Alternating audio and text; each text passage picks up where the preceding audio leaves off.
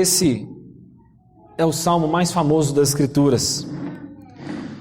Talvez por ser um texto muito conhecido dos irmãos, talvez muita coisa já foi falada sobre esse texto. E talvez para você já até nem tem muita novidade.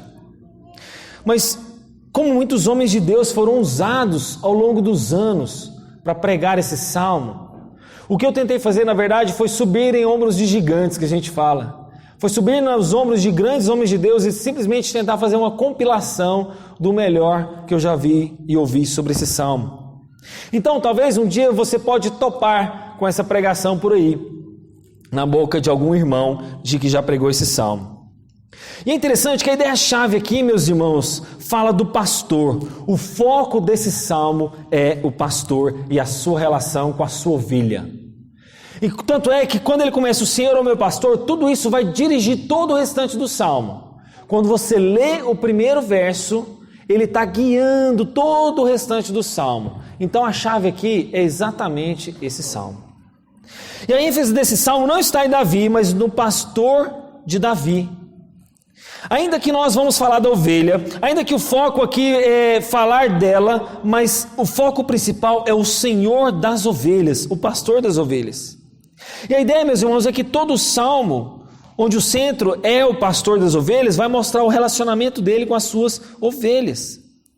E a ideia aqui é um relacionamento de percurso, um relacionamento de caminho, de caminhar com a ovelha. Como que o pastor caminha com essa ovelha na sua peregrinação por essa vida?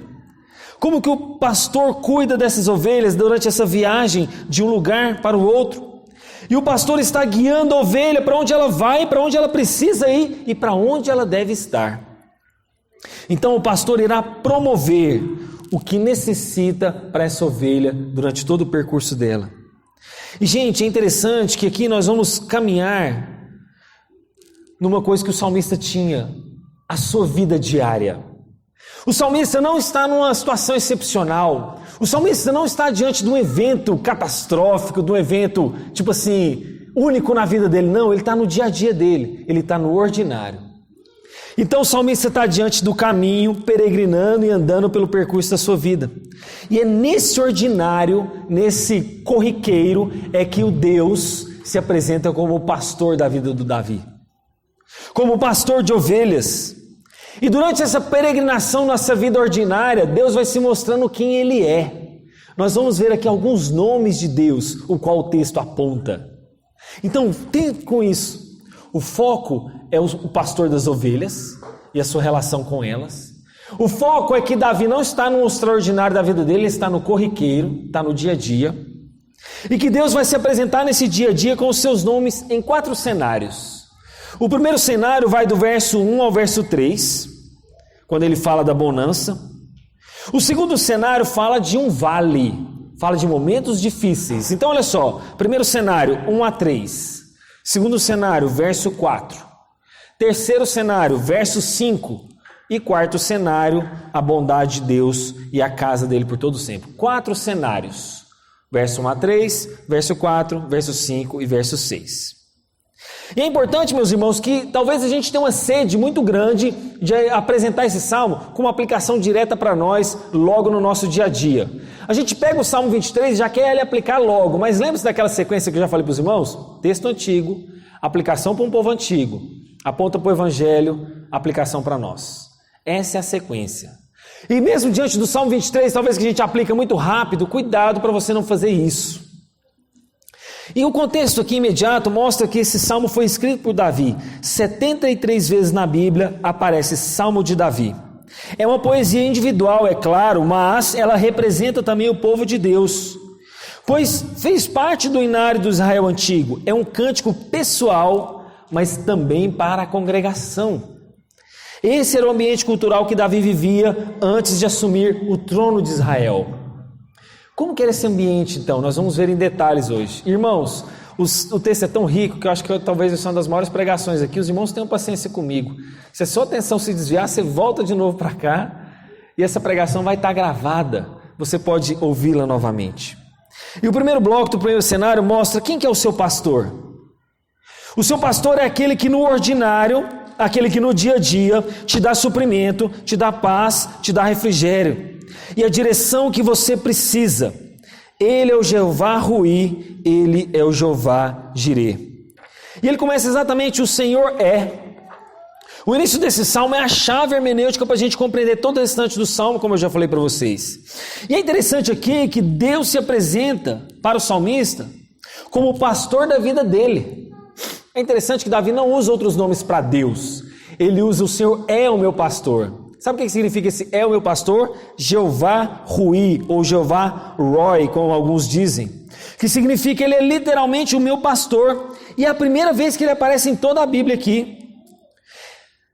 É a primeira vez que Deus vai se apresentando como pastor. Agora, por que o salmista está falando desse jeito com Deus? Ele podia escolher outros nomes para Deus, o Deus Todo-Poderoso. Ele poderia resolver como Deus, nome do grande El Shaddai, mas não, ele resolve escolher o nome pessoal de Deus. Aquele famoso chamado Tetragrammaton, que é aquele nome impronunciável de Deus. YHWH. O nome de Deus que nós não conseguimos nem pronunciar. Esse é o Deus que é apresentado aqui, o nome de Deus que sustenta a aliança com o seu povo. Mas ele não fala que apenas o Senhor é o meu pastor, mas ele dá uma característica muito pessoal de meu pastor. Gente, a gente está tão acostumado com a cultura individualista, do tipo assim: o Senhor é o meu pastor, que a gente esquece uma diferença muito grande. Para aquela época, o pessoal era bem coletivo. As pessoas gostavam dessa questão de coletividade, de muita gente. Então, quando Davi fala que ele é o meu pastor, é uma coisa muito pessoal, muito particular. Porque o oriental dava valor ao coletivo, mas aqui ele traz para o individual. E no mundo antigo, meus irmãos, eles valorizavam essa questão da comunidade. Mas Davi traz para si como seu pastor. Quando ele diz que ele é o pastor da vida dele, é uma entrega pessoal, é como se fosse uma experiência própria. Ele não está dizendo assim: fulano de tal, Deus é o pastor de fulano de tal, Deus é o pastor do Edilson, olha, Deus é o pastor do Lopes. Não, ele está falando que ele é o meu pastor. Ele está falando de uma experiência pessoal com Deus. Sabe uma coisa bem particular? Então ele é o pastor da vida de Davi. É uma confiança que não se transfere para ninguém, é uma experiência pessoal, é uma plena confiança de que ele é o Deus de Davi, o pastor dele. E sabe, irmãos, o Deus acima de tudo e de todos, o Todo-Poderoso, o maior dos maiores, o Criador e sustentador do universo, o governante de todas as coisas, é o seu pastor? Eu faço uma pergunta. O Deus acima da existência, Ele está cuidando de você? Ele que apacenta a sua vida? Por isso, eu quero já dizer o tema dessa pregação: quem é o seu pastor? E se você crê que esse Deus é o seu pastor, eu quero apresentar Ele a você, porque talvez você não está se lembrando dele. E o pastor aqui, meus irmãos, na exegese bíblica, apesar de não trazer de fato a palavra ovelha, ele está apontando exatamente para o pastoreio que Davi fazia na sua prática do seu dia a dia. Como que a gente sabe? Os irmãos viram a palavra aqui ovelha em algum lugar? Não tem a palavra ovelha, só tem pastor. Mas por que a gente sabe que Davi está falando de ovelha? Por causa de 1 Samuel 16, de 11 a 12. Ele apacentava as ovelhas da sua família nas campinas e nas montanhas de Belém. Era uma terra muito árida, e cabia então ao pastor vigiar as ovelhas dos lobos, dos animais predadores, procurando um lugar de pastagens, mas também lugares tranquilos, de pouco perigo, para que elas pudessem matar a sede. Então, meus irmãos, o pastor ele gerava muita segurança para a vida das ovelhas. Os irmãos se lembram que os Salmos usam a questão de imagens? Os irmãos se lembram de eu falar isso aqui no nosso início? E ele vai usar figuras de linguagem? É exatamente o que Davi está fazendo aqui. Davi era alguém experiente nessa área. Ele era alguém conhecedor dessa atividade, dessa prática. Então ele pega essa prática conhecida da sua vida e projeta isso na figura de Deus, mostrando quem é Deus para nós hoje. Gente, séculos e séculos depois, ele pega tudo isso para nos ensinar lições preciosas. E a metáfora de como o pastor lida com a ovelha é exatamente a metáfora de Deus para conosco. Irmãos, a ovelha é um animal muito vulnerável, muito frágil. Eu não sei se os irmãos sabem, mas as ovelhas nem têm senso muito de direção. Sabia que as ovelhas não têm capacidade de se autoproteger? Sabiam disso? As ovelhas, elas sempre têm que estar com o cuidado do pastor. E ela tem que estar sempre unida ao rebanho, porque senão ela vai se tornar uma presa muito fácil para os predadores. É interessante notar que as ovelhas não se dão bem ao serem criadas de forma isolada. Elas só ficam saudáveis quando estão no seu coletivo. Sabia disso? Elas vivem melhor quando estão em rebanho na companhia de outras ovelhas. E meus irmãos, vocês sabiam que as ovelhas não possuem elementos de autodefesa? Ovelha não tem garra, ovelha não tem dente afiado, ovelha não tem veneno e ovelha sequer tem chifre. E aí eu explico um negócio para os irmãos. A forma como a gente conhece popularmente de ovelha é só a forma adulta daquele animal.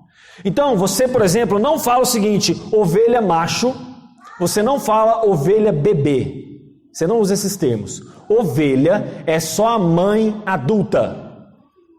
O macho adulto é chamado de carneiro. E o filhote da ovelha é chamado de cordeiro. E aí cordeiro macho, cordeiro fêmea. Então, meus irmãos, quando está falando de ovelha, está falando daquela espécie fêmea adulta, que não tem chifre, que não tem dente, que não tem veneno, que não tem autodefesa, que não tem garra. E aí a ovelha, gente, é extremamente dócil. Os pastores amam porque ela é de fácil manuseio. Em contrapartida com o carneiro, por exemplo, que está sempre preparado para o embate, a ovelha não. Por isso ela é símbolo do cristianismo e usada exatamente para designar um cristão e um seguidor de Cristo. E a condução das ovelhas no deserto geralmente é feita por duas pessoas. Os irmãos sabiam disso? Primeiro, é uma pessoa mais velha, seguida de uma pessoa mais nova. Não sei se os irmãos sabiam disso. Por quê? Por que tem duas pessoas guiando as ovelhas geralmente no deserto? Porque ovelha não se adapta à troca do pastoreio. Não parece com a igreja? Quando um pastor mais velho precisa se ausentar, ou quando ele morre, ou quando ele aposenta daquele ofício, ele precisa de um substituto. E aquele substituto precisa estar acostumado com aquelas ovelhas, com aquele rebanho. Ao ponto de que se um outro pastor assumir aquelas ovelhas, elas não comem, elas não bebem água, elas emagrecem. Por isso sempre tem que ter duas pessoas ali, o mais velho e o mais novo, para poder passar de geração em geração. Porque a ovelha não está acostumada, ela está adaptada com aquele pastor.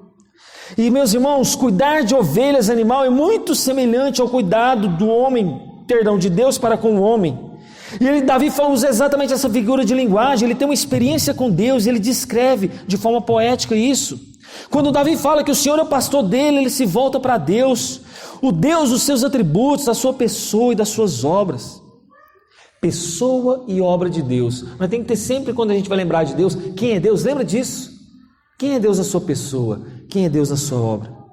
Jesus disse, eu sou o bom pastor dá a vida pelas ovelhas. Eu conheço as minhas ovelhas porque elas me conhecem, e as minhas ovelhas ouvem a minha voz porque eu as conheço e elas me seguem. João capítulo 10. A quem você tem confiado o pastoreio da sua alma? Quem é o seu guia? Quem que lhe instrui verdadeiramente, meus irmãos? É as informações da TV? É a TV que está te instruindo? Ou é Deus? Quem está dirigindo a sua vida? É aqueles coaches do YouTube? É aquelas frases que você espera no Instagram para você poder seguir? Quem que está instruindo a sua vida? Quem está sendo seu pastor? Quem está cuidando da sua alma dos perigos? Será essas frases prontas da internet, esses vídeos motivadores? Davi mostra que a nossa maior necessidade, meus irmãos, é de sermos supridos pelo próprio Deus, porque Ele é o apacentador das nossas vidas. Mas Ele não diz apenas o Senhor é o meu pastor, Ele diz que nada me faltará. Sabe o que significa nada me faltará? Nada me faltará é diferente de nada terei falta, ainda que eu tenha tudo. Ainda que eu tenha tudo. É importante notar, meus irmãos, que o nada me faltará não significa, olha, preste bem atenção, isso aqui vai fazer toda a diferença, o Senhor é meu pastor e nada me faltará. É importante notar que o nada me faltará não significa tudo o que eu quero. A gente acha que o nada me faltar é tudo o que eu quero. A tradução fiel desse texto significa, o Senhor é o meu pastor e dele não terei falta. O Senhor é o meu pastor e ele não me faltará. Esse amigo íntimo não faltará na minha vida. O Senhor é o meu pastor e Ele não faltará na minha vida. Essa é a tradução mais fiel. Então talvez você tenha entendido esse salmo há muitos anos de forma errada. Pelo menos esse trecho. Então fala que quando o Senhor Ele não vai me faltar, ainda que tudo me falte, o Senhor, Ele mesmo, não vai faltar na minha vida. Eu preciso somente do Senhor, porque eu tendo Ele, nada mais eu preciso.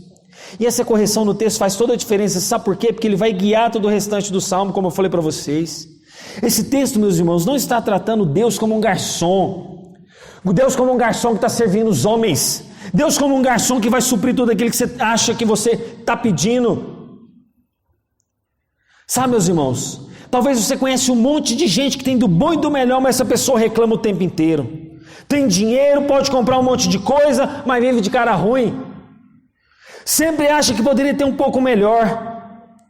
Eu fico vendo às vezes ovelhas pedindo trança na lã, um corte de cabelo diferente ousado, uma cor diferente no seu pelo. Mas não é isso que Deus está te prometendo. Aqui nos remete o segundo nome de Deus, que lhe é apresentado exatamente. O primeiro eu falei para vocês que é o Jeová Ruí, o Deus é o meu pastor. Aqui está falando exatamente do Jeová Jirê, que o Senhor vai prover Ele mesmo. Deus é o provedor e Ele não vai deixar nos faltar a própria pessoa dEle na nossa vida. Não são os luxos da nossa vida que nós estamos precisando, é o necessário para que o Senhor e eu caminhem. Mas Ele continua, Ele me faz repousar em pastos verdejantes. A forma de pastoreio hoje, meus irmãos, se assemelha muito à prática de pastoreio como era antigamente das ovelhas. Devido ao clima seco então da região, as pastagens das ovelhas eram longe do curral. Havia poucas regiões de oásis, onde a água é escassa e a vegetação também. Talvez para nós brasileiros isso pode não parecer claro. Você sabe por que não é claro? Porque a gente vê um monte de verde ao nosso redor, não é verdade? A gente vê o pasto verde, a gente vê a grama verde, a gente vê um monte de árvore aqui na cidade. Mas sabe de uma coisa? Para o oriental isso faz toda a diferença. Eu não sei se vocês sabem, mas Goiânia é uma das cidades que mais tem área verde por habitante do país. Então para nós isso pode não parecer normal, para nós pode parecer coisa comum, banal, mas para alguém que está no deserto, lá naquele ambiente, não, meus irmãos. Local que fica quase 6 meses sem chover, um local de terra árida, semiárida. Logo, meus irmãos, encontrar um pasto verde é algo muito significativo, é algo muito importante. Mas ele não só fala de repousar em pastos verdejantes, mas ele fala de águas de descanso. As águas aqui estão falando de Enged, que talvez é a pronúncia que eu consegui melhor trazer para os irmãos, são mananciais que vão surgir no deserto. E ele serve muitas das vezes pelo descanso dos pastores nos dias de Davi. Por isso, os pastores tinham que se preparar muito cedo, irmão. Irmão, quando alguém ia sair de um curral e levar a sua ovelha lá para os pastos verdinhos, lá para onde tinha água, isso dava trabalho. Ele tinha que levantar de madrugada, tinha que preparar o rebanho. Ele não podia pegar o sol quente, ou muito quente, né, pelo menos, então ele tinha que sair muito cedo. E dava trabalho ele sair do curral e ir lá para esse local onde tinha pasto e água. E essas águas do Enged era exatamente onde os pastores tinham ali para atravessar o deserto. Meus irmãos, pensa do curral para o oásis. Entre esses dois locais tinha um deserto, uma terra árida. E as ovelhas são sensíveis. Elas são sensíveis por causa de predadores. Vocês sabiam, meus irmãos, que a ovelha é tão sensível que ela pode se assustar com a imagem e o reflexo de outra ovelha na própria água? Ela é tão sensível que ela para de beber água quando ela vê a imagem, às vezes, de uma ovelha e se assusta, achando que é um predador. Então, quando Davi fala que Deus leva elas para a água de descanso, não está falando de barulhos fortes e correntezas, não está falando de cachoeiras, de pedras, está falando de uma água tranquila, porque até mesmo esse barulho podia afugentar as ovelhas. Ela é muito sensível. Isso tem a ver não só com o bem-estar, meus irmãos, da nossa vida, mas também Deus nos leva para águas de descanso do nosso interior, da nossa alma. Não só daquilo que está ao nosso redor, mas também do nosso interior. Situações extremamente angustiosas, de pressão interna e externa. O mundo lá fora pode estar em guerra, mas interiormente o nosso Deus nos traz a paz. Não é assim, meus irmãos? Às vezes nós perdemos o melhor das nossas vidas por causa de um excesso de medo, como aquelas ovelhas. Medo de amar, medo de servir, medo de nos arriscar. Sabe, meus irmãos, chega ao ponto daquelas pessoas, pastores, ter que pegar água com a mão, com a concha da mão, para dar na boca da ovelha, quando ela se torna assustada. com aquelas águas turbulentas. Mas não era essa água que Davi estava falando, ele estava falando de águas pacíficas, águas calmas. Mas ele fala também de refrigera a minha alma, verso 3. A palavra hebraica que alma, meus irmãos, significa literalmente fôlego de vida, vigor. E logo o salmista diz: Deus, restaura o meu vigor, renova o meu vigor. Às vezes a gente está tão atribulado de alma, que só um toque de Deus já não é suficiente, já viu isso? Talvez nós já saímos novinho do culto só pelo fato de Deus já nos dar um toque da sua mão. De tal forma que Deus restaura o nosso vigor, e Davi mostra que a sua alma precisava ser trabalhada, curada, ferida pelas circunstâncias que atravessaram o seu caminho. Quantas pessoas estão aflitas, angustiadas, com medo? Muita gente fala que Jesus é o pastor da vida delas, mas a sua vida é tão atribulada e tão angustiada. Será que você tem sabido, ser guiado por esse pastor? Será que você tem derramado nele? Mas ele não fala só de refrigério da alma, ele fala: guia-me pelas veredas da justiça. Veredas da justiça ou caminhos da justiça. Meus irmãos, ovelha tem caminho? O contexto dessa metáfora mostra que o caminho correto é aquele caminho que Deus planejou para aquela ovelha, que o pastor guiou aquela ovelha. Por quê, meus irmãos? Ovelha é um animal extremamente dócil, como eu falei para vocês, e até certa medida até ingênuo. Logo, ela é facilmente enganada. Ovelha você engana facilmente, ela se perde com frequência, ela toma um caminho errado, ela cai num buraco, ela se põe a um local perigoso. Mas aqui nós podemos apontar para um outro nome de Deus, o Deus da justiça, o Jeová Tsidkenu, que quer dizer, Ele é a nossa justiça, conforme Jeremias. Meus irmãos, o caminho da justiça que nós temos que andar é o próprio Senhor Jesus. Ele é o caminho, a verdade e a vida. Por um lado, meus irmãos, Ele é o caminho no qual devemos trilhar e andar. Mas por outro lado, Ele é a nossa própria justiça, aquele que se fez justo em nosso lugar. Lembre-se, Jesus não só morre por você, Ele se faz justo por você. Você só é justo hoje por causa de Jesus. Deus só olha você sem pecado hoje por causa desse perdão que você supostamente ou deveria ter pedido durante o culto. Por isso que Ele te olha como sem pecado por causa da justiça de Jesus, não por causa de você. Então, meus irmãos, quando Ele fala de caminhos retos de justiça, tem a ver com as nossas escolhas também. Fazemos escolhas às vezes sem ser guiado pelo nosso pastor, tomamos coordenadas erradas da vida, tomamos atalhos que Deus não tem para nós, e essas decisões erradas podem nos levar a caminhos terríveis. E quando a gente olha para trás, a gente vê que a gente não foi obediente, que a gente não foi guiado pelo pastor da nossa vida. Mas Ele fala também que nós somos guiados por amor do Teu nome. Deus fez tudo isso, meus irmãos, sabe por quê? Por causa do amor do nome dEle. Não por causa da habilidade da ovelha, não porque a ovelha tinha um bom currículo, não porque ela sabia se fugir dos predadores, não. Deus guiou aquela ovelha por amor ao nome dEle. Isaías 30, verso 21 diz o seguinte: quando vocês se desviarem para a direita ou para a esquerda, vocês ouvirão uma voz atrás de vocês, como que uma palavra dizendo: esse é o caminho, andem nele. Isaías 30, verso 12. Se Deus de fato é o seu pastor, Ele jamais vai te guiar por caminhos escorregadios. Esse é o primeiro bloco. O segundo cenário, o segundo bloco começa no verso 4. Quem é o seu pastor? Quem é o seu pastor, meus irmãos? O seu pastor é aquele que no ordinário lhe faz companhia e lhe consola na adversidade e nos vales. Imagine só, o pastor levou as ovelhas do curral para aquele pasto verdejante, lembra o oásis, as águas? Agora ele precisa voltar. Como que ele vai voltar? Já está chegando tarde, está entardecendo, sabe o que acontece? Chega o final do dia, e o ideal é exatamente que ele não vai pegar esse sol escaldante, mas sabe o que vai acontecer? Ele vai pegar o frio gelado do deserto. Não sei se os irmãos sabem, o deserto é quente de noite, quente de dia e muito frio à noite. E aí ele diz: ainda que eu ande pelo vale da sombra da morte, não temerei mal algum, pois tu estás comigo. Existe tradução, meus irmãos, de forma equivocada, que diz: ainda que eu andasse pelo vale da sombra da morte. essa tradução não é a melhor. Quando fala andasse, da possibilidade. O vale da sombra da morte não é uma possibilidade segundo o verbo hebraico.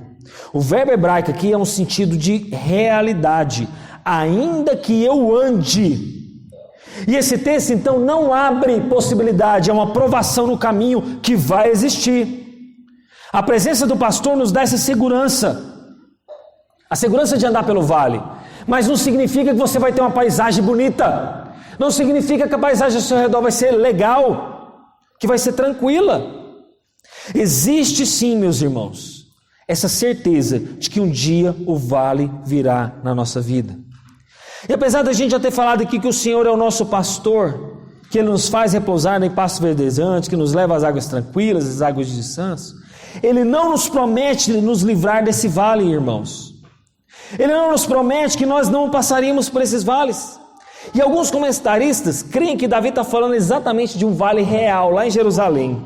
Um desfiladeiro que provavelmente talvez ele até conhecia. Um caminho íngreme em meio às rochas, que oferece muito perigo para o rebanho. Perigo de salteadores, pessoas que vão roubar as ovelhas. Perigo de lobos, perigo de cobras, perigo de buracos, perigos delas caírem ribanceira abaixo. Eu não sei se os irmãos sabem, mas o Estado de Israel, ele só é maior do que duas entidades da Federação Brasileira. Ele só é maior que o Estado de Sergipe e ele só é maior do que o Distrito Federal. Pouca coisa, inclusive. E mesmo sendo um território tão pequeno, pouco mais de 22 mil quilômetros quadrados, o Estado de Israel é extremamente acidentado.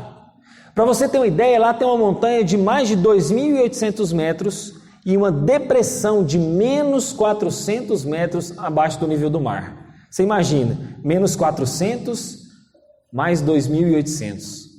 Então o estado daquele tamanhozinho, imagine o tamanho agora de Sergipe, o tamanho do Distrito Federal, ter elevações, ter um relevo tão difícil. E andar pelo Vale da Sombra da Morte pode ser a descrição de um caminhar da nossa vida aqui na Terra. Por quê, meus irmãos? A gente está sob o efeito negativo do pecado o tempo inteiro. Estamos sujeitos a pessoas más que nos odeiam, estamos sujeitos a pessoas que querem nos fazer o mal, estamos sujeitos às doenças, às surpresas inesperadas, mas o salmista pode dizer: tu estás comigo. Deus não promete ausência de aflição, mas Ele promete estar conosco antes, durante e após a aflição. Por ser Ele o meu tesouro maior, o vale da sombra da morte pode até vir, mas eu já tenho tudo, o meu tesouro. E aqui no Salmo é mostrado esse nome, outro nome de Deus que pode ser apontado, o Jeová Shammah, o Deus conosco, que é o próprio Senhor Jesus quando diz que é o Deus Emanuel, o Deus presente, o Deus que nunca nos abandona, porque Ele sempre estará ao nosso lado, conforme Mateus 28, verso 20, eis que estou convosco até a consumação dos séculos. Mas Ele diz que o teu bordão e o teu cajado me consolam. Meus irmãos, como que as ovelhas eram conduzidas por aquele penhasco? Através do próprio instinto delas, mas não só isso, através do desenvolvimento da habilidade dos pastores. Os pastores faziam com que as ovelhas caminhassem em fila indiana. Sabe aquela história de uma ovelha atrás da outra? O pastor ensinava elas isso. E aí, meus irmãos, isso nos lembra as ovelhas do Senhor Jesus, quando Ele diz que as ovelhas ouvem a sua voz e o seguem, como a gente já leu em João capítulo 10. Mas imagine só se uma ovelha cai no despenhadeiro, o que ele ia fazer? Bem, o cajado ele tinha 3 funções. Dessas 3 funções, 2 é descrita nesse salmo. A primeira função é que o cajado poderia ser utilizado como vara, no sentido daquela ovelha desobediente, ele pegava a varetinha e colocava ela no trilho de novo. Ó, ovelha, fica aqui. A ponta do cajado, então, dava uma marretada na bichinha para ela voltar para o caminho. Mas e aquele gancho curvo? O que aquele gancho significava? Aquele ajudava para retirar a ovelha do buraco, caso ela tenha caído. Caso o braço do pastor não alcançasse, ele pegava aquele gancho para tentar resgatar ela. Mas havia uma outra coisa também. Na ponta final daquele cajado é escondida uma lança, onde ele usava contra predadores, que ele podia matá-los, caso eles atacassem as ovelhas.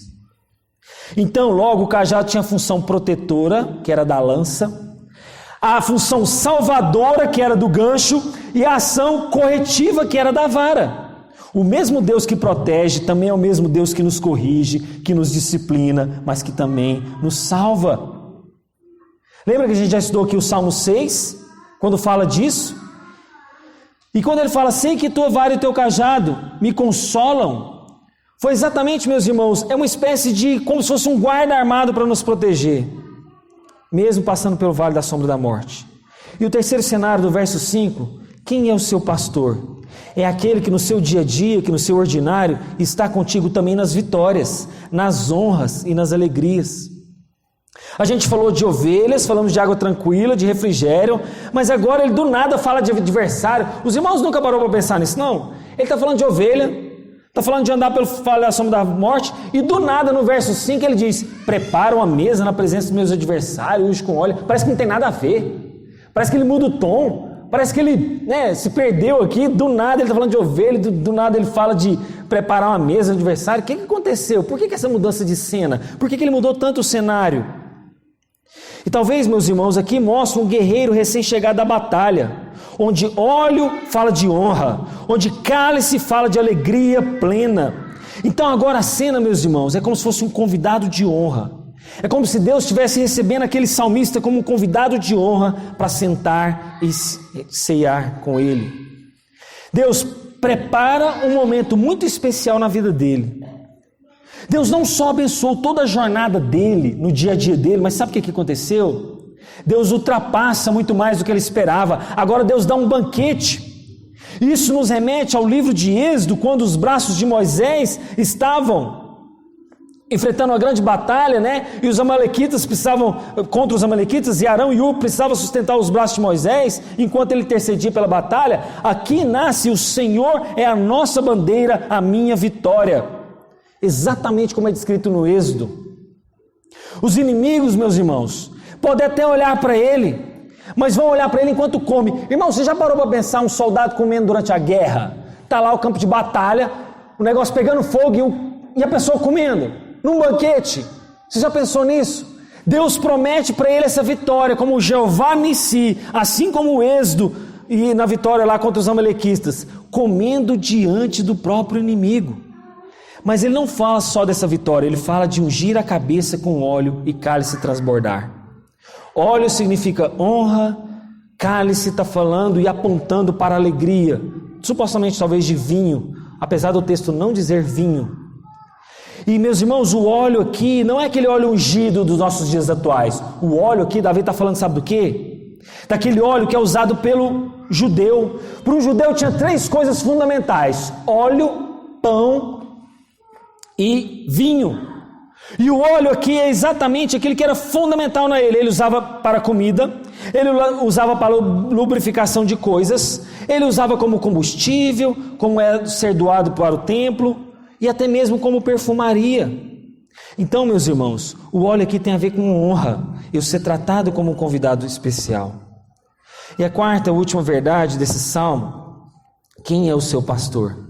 O seu pastor é aquele que vai te acompanhar em uma comunhão eterna. Ele diz, bondade e misericórdia certamente me seguirão todos os dias da minha vida. O que é bondade, irmãos? Bondade é aquela graça comum.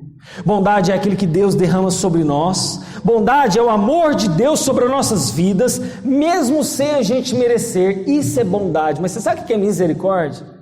A misericórdia não é aplicada a todas as pessoas como a bondade de Deus. Deus é bom para todos.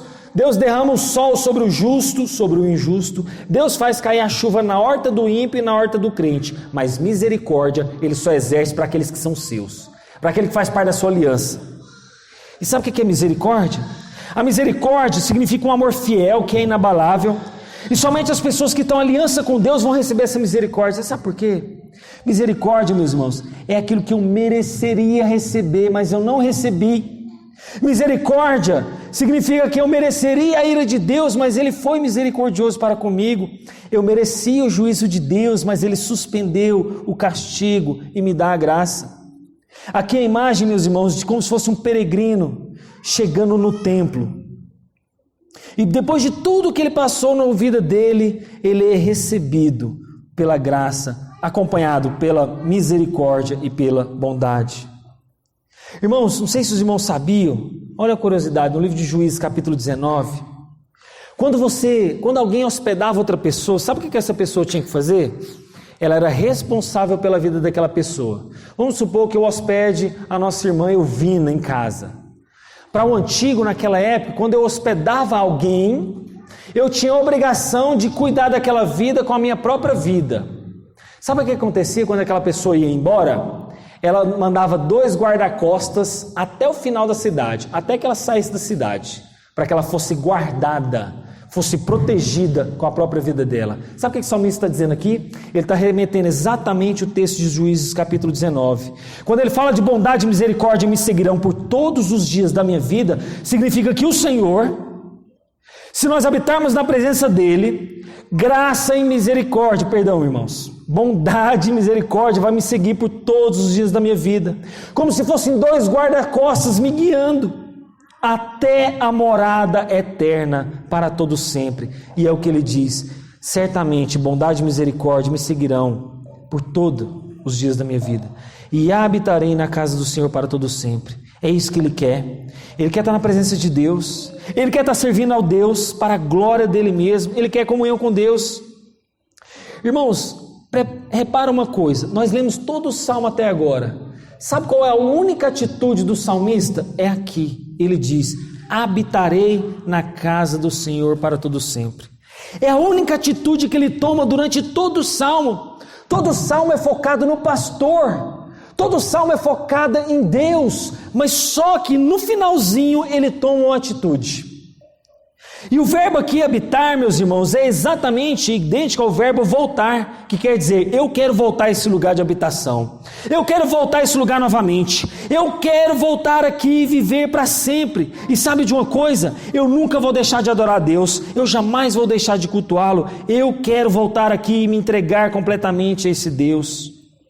Jesus nos disse, meus irmãos, em João capítulo 14, não se turbe o vosso coração, crede em Deus e também em mim, na casa de meu Pai há muitas moradas. Se assim não fora, eu vos teria dito, pois vou preparar-vos um lugar. E quando eu vos for e preparar o lugar, voltarei e vos receberei para mim mesmo, para onde eu for, aí estiveres vós também. Então, meus irmãos, você sabe por que é difícil a gente crer nessa verdade? Porque a gente ainda não morreu. Você sabe por que é difícil crer nessa realidade? Porque Jesus ainda não voltou. A gente talvez só vai crer nessa realidade tardiamente, mas não faça isso, creia agora. Creia agora, porque é agora, pelos olhos da fé, conforme diz Hebreus capítulo 11, que nós vamos visualizar isso. É que nós cremos aqui que nós vamos para essa morada eterna. Nós somos só peregrinos nesse mundo, meus irmãos. Nós somos como essa ovelha que saiu do curral, foi lá para os pastos verdejantes, para as águas tranquilas e está voltando para o curral. Essa peregrinação no ordinário de Davi, no dia a dia de Davi, naquele que ele estava acostumado todo dia a fazer, Deus está agindo. Talvez a gente não enxerga Deus agindo no nosso dia a dia, talvez a gente só quer o sobrenatural de Deus, talvez a gente só espera um mover extraordinário. Eu espero também, meus irmãos, mas Deus está agindo no ordinário de Davi, no dia a dia dele, no cotidiano. E eu vou terminar, para não cansar tanto os meus irmãos, como já está sendo tão extensa essa pregação. Irmãos, o que foi relatado aqui nada mais é do que foi esse dia normal de Davi. E talvez esse é o salmo mais conhecido da Bíblia. Muitos conhecem o salmo do pastor, mas será que você conhece o pastor desse salmo? Será, meus irmãos, que você talvez tenha muita informação técnica sobre Deus, mas pouco relacionamento com Ele? E eu estou aqui te apresentando aquele que você diz que é o seu pastor. E eu quero, meus irmãos, passar para vocês quem é Deus. E aí eu vou encerrar simplesmente com uma história real. Uma história real. Havia um ônibus de turistas na fronteira de Israel com o Egito. E nessa época havia uma tensão muito grande entre o povo de Israel e o povo do Egito. Tensão política. E esse ônibus de turistas estava lá. E aí o guia, meus irmãos, estava explicando a importância do rebanho, né, para os pastores cuidarem naquela época. E enquanto ele explicava aos turistas, olhavam do lado de fora do ônibus algumas ovelhas que estavam pastando. Nesse lugar, como Davi descreve aqui, águas, um verdinho. E alguém pediu para parar o ônibus para que ele pudesse tirar foto com mais calma. Falou assim: guia, para o ônibus, eu quero tirar umas fotos. Mas o guia estava com medo, porque por causa dessa tensão entre Israel e Egito, ele não queria parar o ônibus. Mas ele resolveu ceder e parou o ônibus.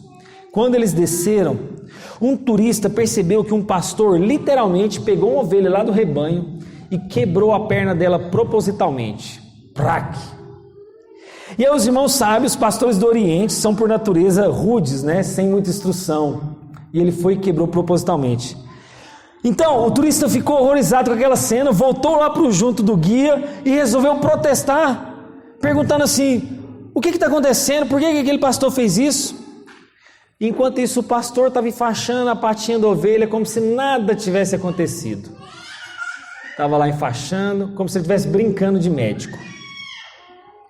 Aí então o guia chegou no pastor e ele então, né, fez aquele gesto com ele, traduziu, ele sabia falar árabe. E aí você sabe o que o pastor, meus irmãos, disse para aquele guia? O pastor falou o seguinte: olha,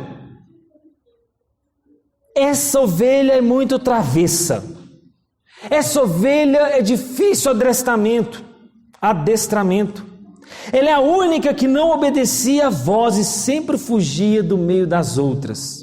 Um dia ela ficou desaparecida por 3 semanas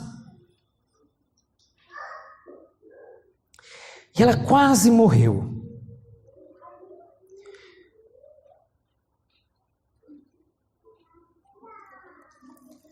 Uma outra hora, uma cobra quase picou ela.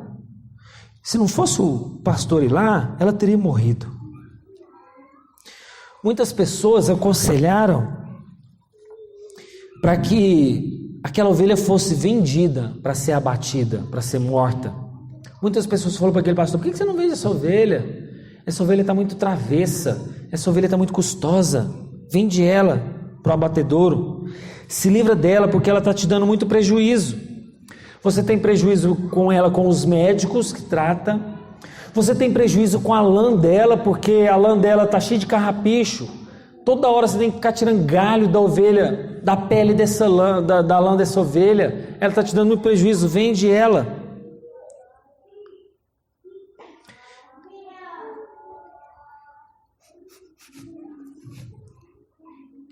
Mas o pastor não vendeu ela.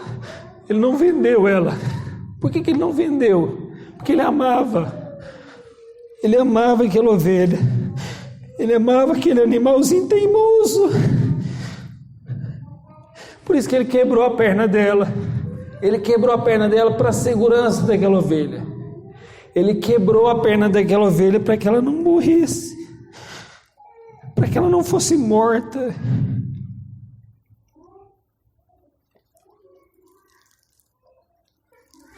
E aí, irmãos, o pastor disse para o guia, dizem que essa história é real. O pastor falou para o guia: dói mais em mim do que nela, mas eu estou fazendo isso para a própria segurança dela.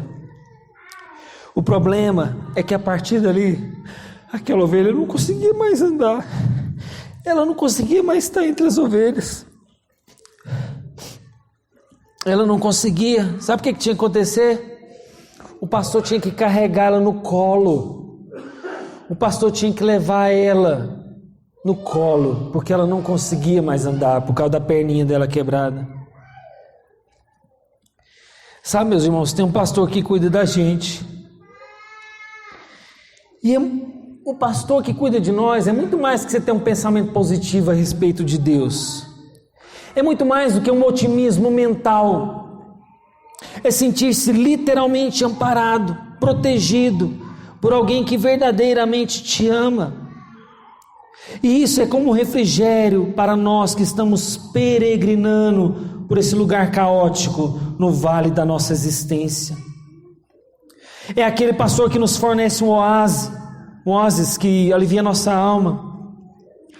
Sabe, meus irmãos, mas Davi fala que a gente vai habitar isso não por um momento, mas será por todo o tempo, para todo sempre, ao lado do nosso bom pastor. Vamos orar. Oh, meu Deus, obrigado pela tua palavra. Deus, eu espero que as minhas emoções não atrapalhem, Deus, a pregação que o Senhor quer dizer ao teu povo. Eu espero, Deus, que as minhas emoções não atrapalhem a mensagem que o Senhor quer dizer ao teu povo, mas é esse bom pastor que cuida de nós, que às vezes quebra a nossa perna, mas é por amor. É talvez porque a gente está saindo do caminho, é talvez porque a gente está sendo teimoso demais, mas essa mesma perna quebrada, o Senhor vai nos carregar no colo, para louvor e glória do Senhor. Obrigado, Senhor, nos conduze como bom pastor na peregrinação por esse mundo. Obrigado, Jesus, oramos em teu nome, amém. Vamos passar para o momento do pós-lúdio.